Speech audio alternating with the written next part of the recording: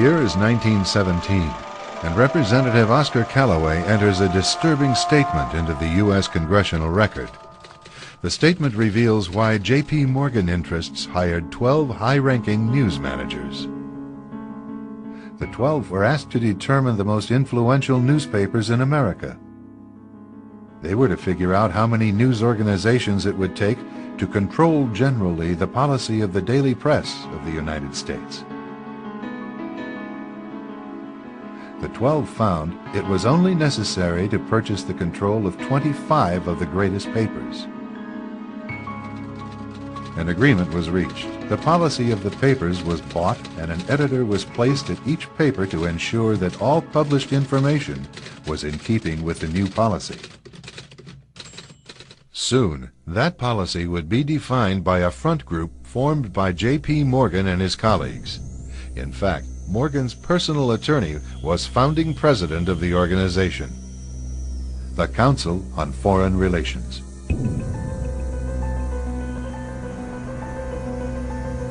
Today, the CFR maintains that its goal is to increase America's understanding of the world. However, the actual objective of this highly exclusive club is revealed by the rare admissions of the insiders themselves.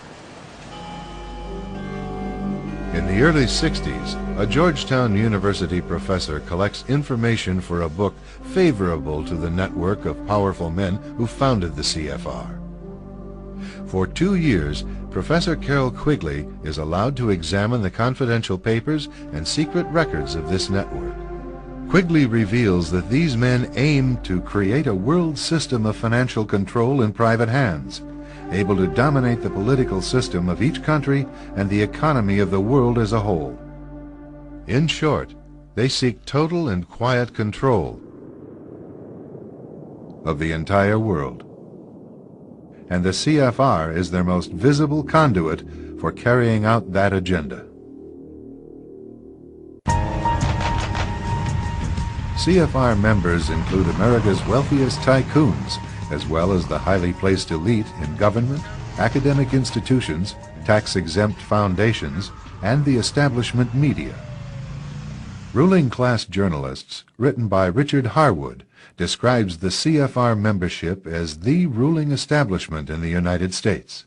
The Washington Post article boasted that news reporters who are CFR members do not merely analyze and interpret foreign policy for the United States, they help make it. Who are these policymakers? Many of their faces are familiar. NBC's Tom Brokaw, CBS's Dan Rather, ABC's Barbara Walters, Jim Lehrer of PBS, William F. Buckley of National Review, media mogul Rupert Murdoch, owner of the giant multifaceted News Corporation. These media heavyweights, and many others like them, are members of the CFR. Powerful corporations are also invited to become members. At the close of the 20th century, CFR influence presided over far-reaching consolidations of media control. In 1995, CFR members Michael Eisner of Disney and ABC's Thomas Murphy merged their media empires. Soon after the merger, the Disney-ABC empire becomes a CFR corporate member.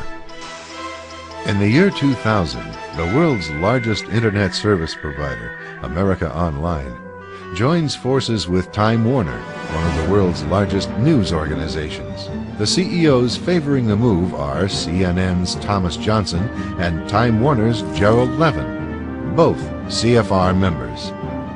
Once again, another media giant is created under the shadow of CFR influence. Today, an elite handful of individuals define the agendas that are supported by the empire of establishment news.